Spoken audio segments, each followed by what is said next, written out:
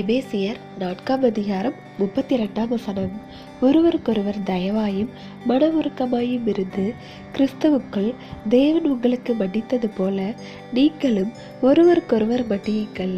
கிறிஸ்துவுக்குள் அன்பானவர்களே, ஆண்டவராகிய இயேசு கிறிஸ்துவிற்கு எதிராக பரிசேயர்களும் சதுசேயர்களும் மிகவும் மோசமாக நடந்து கொண்டனர்.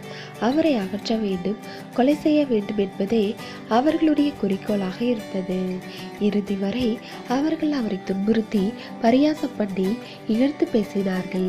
இருப்பினும் இயேசு அவர்களை அழிக்கவோ அவர்களுக்கு தம்மை யார் என காண்பிக்கவோ விரும்பவில்லை. எல்லாவற்றையும் சகித்து கொண்டார். முடிவிலும் கூட இவர்கள் செய்வது இன்னதென்று அறியாதிருக்கிறார்கள், இவர்களை மன்னியும் என்று பிதாவினிடத்தில் அவர்களுக்காக பரிந்து பேசினார்.